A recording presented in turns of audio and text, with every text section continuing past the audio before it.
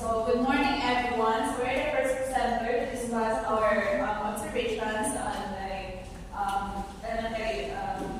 This observation was conducted last week. So my groupmate will start the discussion. So as we answer the learning episode 1, the analysis, the question is, do you believe a learning portfolio identifies the students' weaknesses and strengths during the learning process? So what your answer? So my answer is yes, I believe a learning portfolio can identify students' strengths and weaknesses during the learning process. First one, reflection and self-assessment, evidence of learning progress, monitoring, feedback and iteration, development and interpretation skills. Now, question number 2. How does a learning portfolio encourage students to take responsibility for their learning? My answer is a learning portfolio is a powerful tool that encourages students to take responsibility for their learning in several ways. Reflective thinking, goal setting, self-assessment, autonomy, agency, metacognition, feedback and iteration, ownership, demonstrative mastery, and portability. So by incorporating these elements, a learning portfolio empowers students to take responsibility for their own learning, so it can develop a growth mindset and becoming the autonomous learners.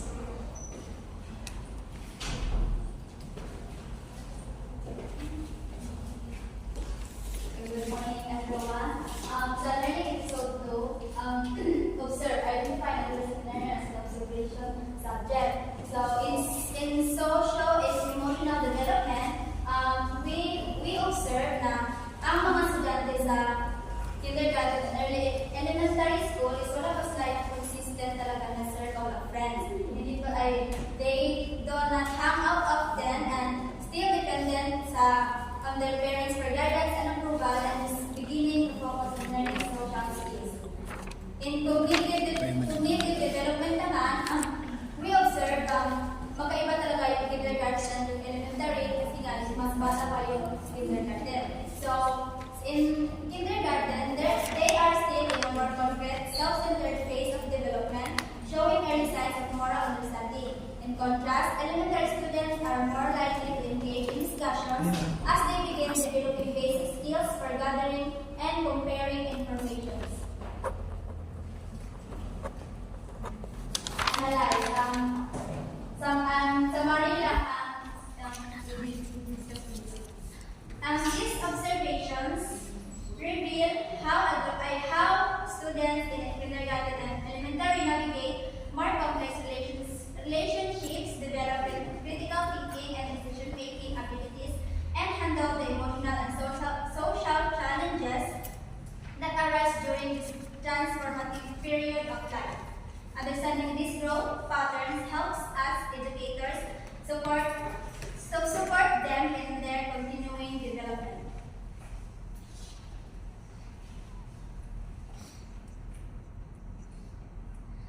Reflect. In reflection, the collected data emphasizes the importance of acknowledging and addressing the varying developmental stages of learning. For those facing significant delays, early interventions and environmental adjustments are necessary to support their growth. Meanwhile, learners in every range require continued reinforcement of skills, but with the possibility of stretching their abilities. The literature underscores the necessity of creating differentiated learning pathways rooted in Vygotski's ZPD or zone proximal development and Piaget's developmental stages to ensure that learners at every stage receive the support or enrichment needed to thrive. So on episode 3, here's the questions and the answers. So does the student trust easily? So for me, it's a yes. Maybe because she thought I had enough knowledge to guide her into the right answer. So she trusted me easily since she's already in the middle of having questions how to do it by herself. So when we conducted our observation, so our teacher that time was having her assessment. So she let us guide the students to answer those assessments. So is she dominant and carefree or dominantly cautious? So she's dominant and carefree because she just let me decide what answers that she gives to the specific questions, and her assessments were us guiding her. So either way, we did so. So to be able to have a high score, she didn't tell my answers, and as an adult, I got guided her and taught her how I get those answers. So does she have too much self-preservation? So for me, it's a no. So she didn't have too much self-preservation because she trusted me easily and keeps on talking to me. So she's open to communicate with other people. So how do you describe his or her sense of responsibility? So for me, it's up to 50. Since she's not totally responsible for assessment that we are taking. So I instructed her what to do. Yes, she just let me answer the questions because she thought that I am capable of having right answers. So she tried to answer those ones and it ended up letting me.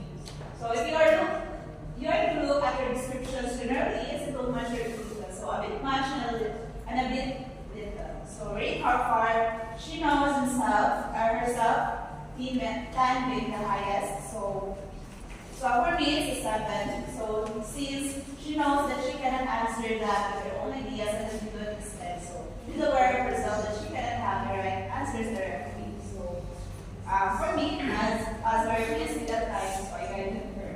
So does she easily get attached to people? So for me, it's a yes. So in a short period of time, we both get attached easily. So she's a smiling kid and I love her personality. So we both love talking to each other and I love her. So, rate how serious she is in terms of accomplishments. So, for me, it's a 6. If she's totally serious in her accomplishments, she should have answered her assessments, but she did not. So, but maybe she's just afraid of trying and taking the risk. So, that she thinks her generation is better compared to the past generation. So, for me, it's a no. So, since she thinks that I am more capable than her, and doesn't think that she didn't think that her generation is much better than our generation. So, analyze, critically examine your observations and decide the personality of your subject is not all adapted or multi-planned in the context of your source. So, labeling the student as malignant may have been an initial reaction to the repeated disruptive behavior. She often challenges authority, engages in confrontational interactions with peers, and seems disinterested in some of the lessons. So, however, as I take a step back, I realize this label before a reflection of my own frustrations rather than an accurate assessment of her as a person. As a pre-service teacher, it's easy to feel overwhelmed when faced with a little difficult students, especially when their behavior impacts the rest of the class. So, however, I need to remind myself that every student has their own story and her actions will be a part of rather than an incentive as well. So I recognize that she might be struggling with issues beyond the classroom that I'm not part of. Whether it's challenges at home, emotional struggles, learning struggles, or simply a need for attention that she is stepping elsewhere.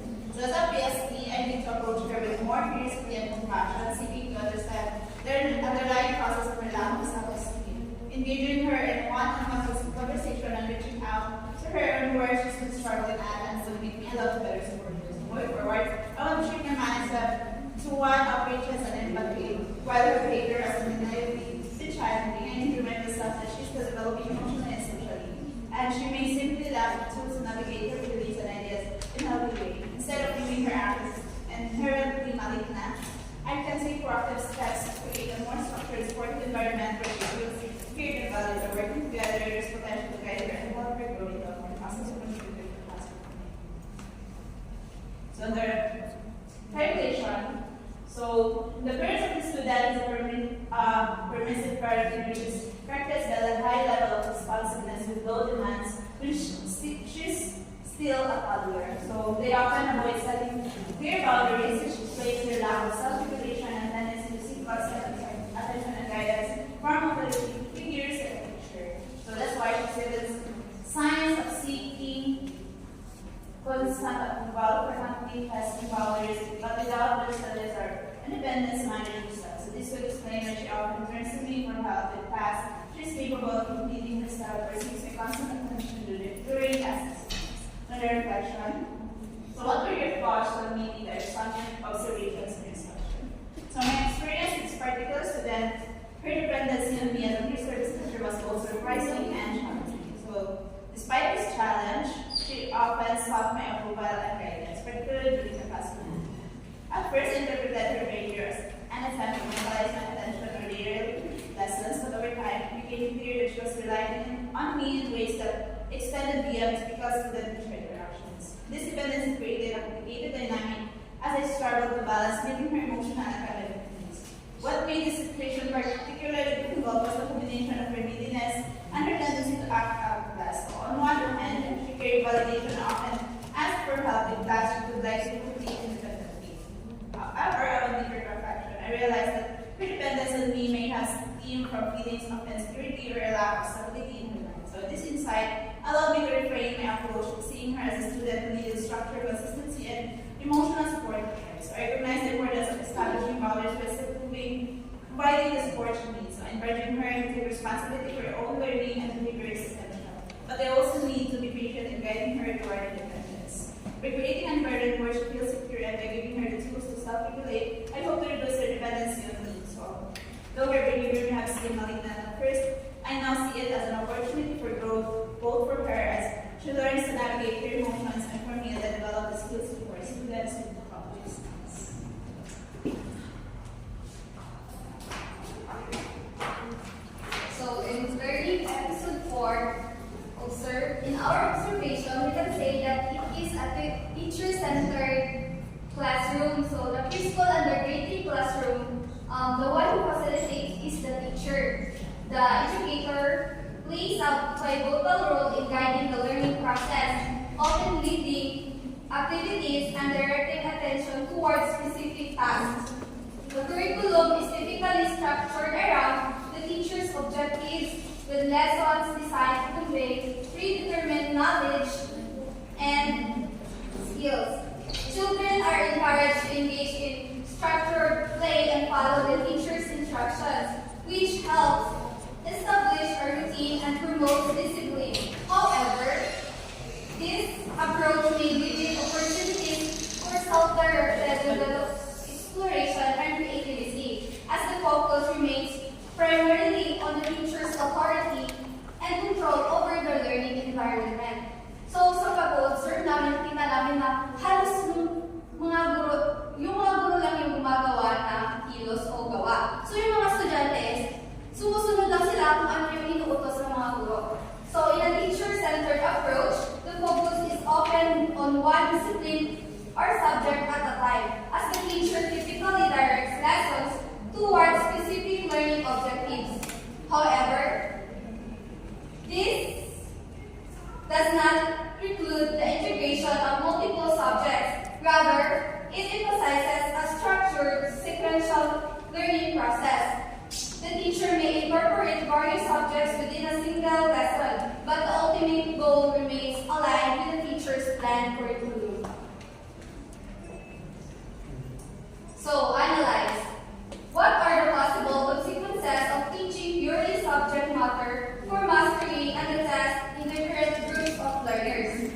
So, teaching purely for subject matter mastery and test preparation can lead to several consequences across different learner groups. For high-achieving students, this approach may foster deep understanding and engagement, but it could also lead to boredom and a lack of critical thinking opportunities. Struggling learners might feel overwhelmed and discouraged, potentially resulting in decreased motivation and self-esteem. Additionally, for diverse learners, such as those with very varying backgrounds or learning styles, a rigid focus on content may neglect individual needs, stifling creativity and holistic development. So second, if you were to reteach the classes for the different groups of learners you observe, would you be teacher-centered or student-teacher? Why? So for me, if I were to reteach classes for different groups of learners, I would focus on a student-centered approach because this method fosters engagement, encourages collaboration, and allows learners to take ownership of their education. By addressing individual needs and learning styles, students are more likely to be motivated and retain information. So reflect on the principles of teaching worth applying.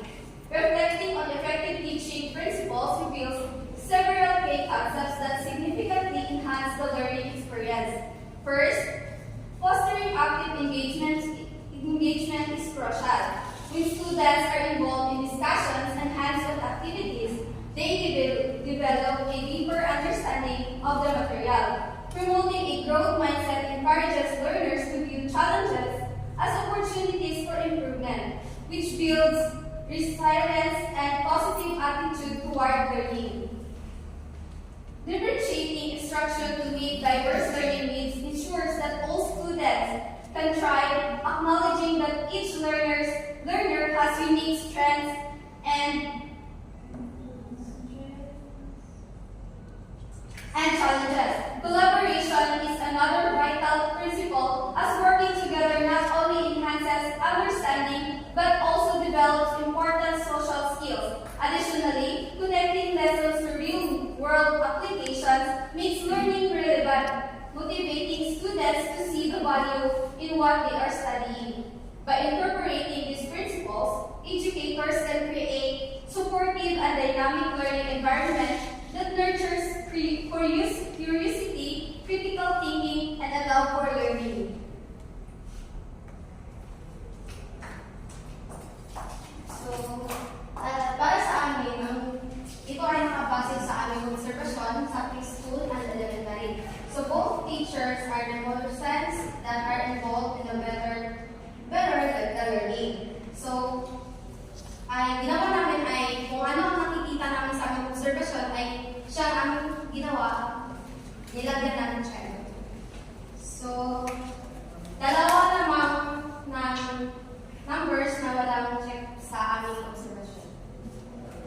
So, in this, what is the best method of teaching for different groups of learners? It is such a thing as the best methods. So, para sa akin, for me, there is no single best method of teaching that works for all students and all situations. Dahil nakadepende lamang sa guro kung ano ang methods na kanyang ituturo, depende sa kung ano ang pangangailangan ng mag-aaral. So, kagaya na lamang ng kinumbay niya ang lecture, discussion, and hands-on activities to engage students with different learning styles. So, halimbawa na lamang kapag sa loob ng classroom ay may visual learners. So, mas compatible sa visual learners ang visual aids, demonstrations, and videos images. While sa kinesthetic learners naman ay mas compatible siya sa hands-on activities and hands-on activities, stimulations, and role-playing, and also the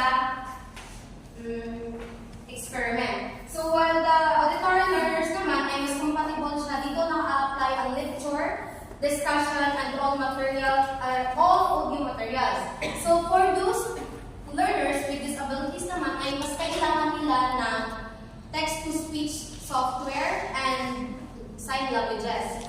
So, the best method of teaching ay nakadepende lamang po sa kung ano ang pangangailangan ng bawat estudyante. So, dito naman sa how do we select the appropriate strategy for our lessons. So, para sa angkop ng pagsusuri or strategy or sa pagtuturo sa ating aralin, ay dapat isaalang-alang natin po ang learning objectives, the student needs, and the contents. Dahil dito natin masusukat kung gaano kalalim at kalaki ang pangangailangan ng student. At dapat rin natin malaman kung ano ang bawat ay iba't ibang diskarte sa pagtuturo at their effectiveness. Dahil dito, mas makikita natin kung gaano kalalim ang pag-unawa ng mga aaral sa ating aralin. So, the next part where we observe, analyze. I first observed. And what we have observed about the resources and facilities that are available in the classroom are nasa tanan kay, and the teacher is using it to help during the class discussion. So, analyze what are the learning resources or materials enough for all the teachers in the school to use, why and why not. Yes, it's already enough because the information and pictures they use were clear enough for the students. The learning materials are already full of information just by looking at it at once, plus the very comprehensive student-teacher discussion. Number 2, what suggestions can you make? For preschool, they are already active and the teacher is making the discussion more engaging. For elementary, the teacher needs to be more strict because some of the students are obedient if they are instructed properly. Reflect on the resource or material in the school which caught my interest the most. So during my elementary days, television is something that is rare to have in a classroom. But these days, I have noticed that most of the classrooms already have their own television. Having a television in a classroom is recommended to this generation of students because they are already exposed to digitals at home, and it is very helpful in a way that you can use it during your lessons. Film viewing, for example, which can help you get their attention, entertain them, and teach them at the same time. It is a good thing to have in a classroom because it will help you teach digitally advanced students. So, overall, the best practices that we have observed that the teacher is very hands-on during class discussions, and she is guiding her students well on doing their tasks. They are also approachable and willing to listen to their students. Also, they knew their students well, which is very important to improve the teacher-student relationship, and that should be all.